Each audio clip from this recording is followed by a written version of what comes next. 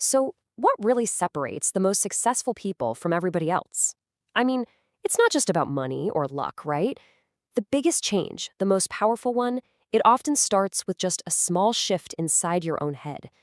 We're about to dive into a story that reveals a huge secret. Our thoughts don't just exist in our world, they literally create it. This isn't some new idea. It's been around forever, from thinkers like Napoleon Hill to modern giants like Steve Jobs and Elon Musk. They all got it. They understood this one basic truth. Your outside world is just a mirror of your inside world. But how does that actually work in real life? And that kind of brings up a big question, doesn't it? If our thoughts are really that powerful, why do so many of us feel, well, stuck? What's stopping people from actually seeing their own potential and breaking out of their circumstances? Well, the answer, believe it or not, is hidden inside a very simple but really powerful story. It's all about one single conversation that completely changed a person's life forever. Okay, so our story doesn't start in some fancy boardroom or office. Nope. It starts in a place full of people just passing through, a place where it's easy to overlook individuals. And this is where that first tiny seed of change was planted. I want you to picture this. A man whose entire reality, his whole world, boiled down to one single action: asking for help. Day in and day out, in this crazy busy railway station, his survival depended on what other people decided to give him. His whole life was built on receiving. And then, one day, the pattern just breaks. A sharp, well-dressed businessman stops, and he becomes the spark, the one thing that was going to challenge the beggar's entire view of himself. He didn't just see a beggar, he saw a person who was trapped by a mindset. But instead of just dropping a coin in his cup, the businessman asks a question. A really simple but totally world-shattering question that just cuts through all the noise. It wasn't about money. It was about value, about contribution. And it was about to force a major moment of self-reflection. And the beggar's answer? Wow, it tells you everything you need to know. It reveals this identity he's built for himself. He doesn't say, I don't have much to give. He says, I have nothing to give. His view of himself was one of complete and total lack. Now, you might think the businessman was being a little cruel here, but he wasn't. He was trying to introduce the beggar to a fundamental law of success, a rule he lived his own life by. He was about to offer him something way more valuable than a few coins. With that one sentence, the businessman lays out his entire philosophy.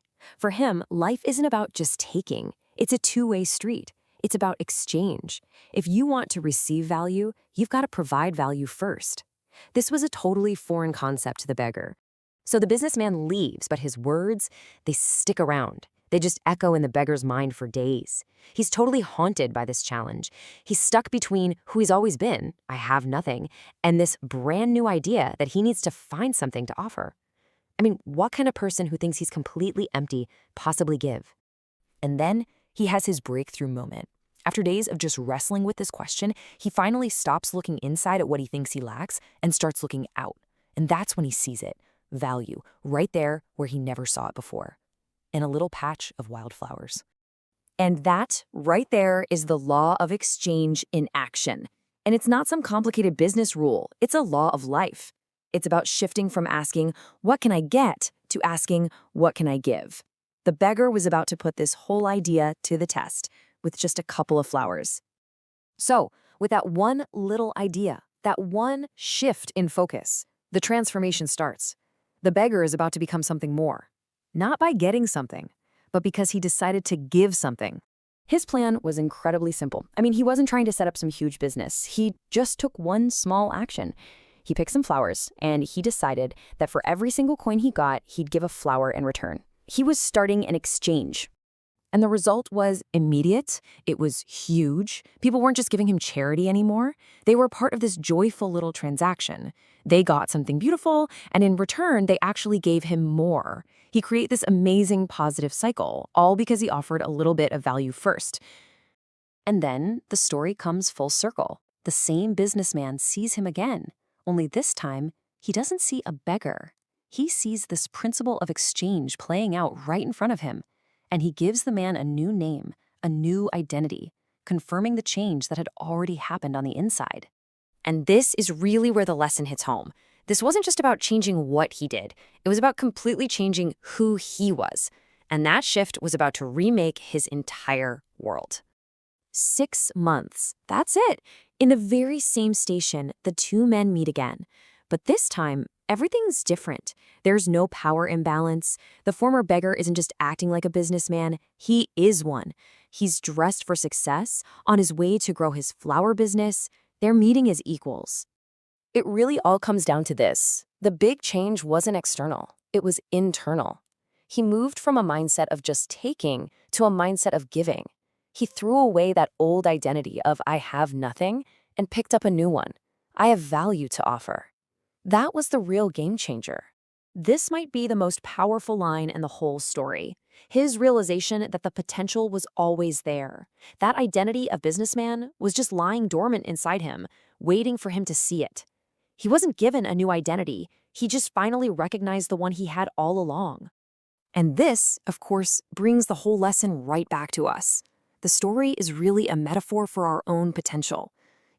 Steve Jobs didn't see himself as just a guy making computers. He saw himself as someone giving people tools to change the world. How you see yourself literally sets the ceiling for what you can achieve.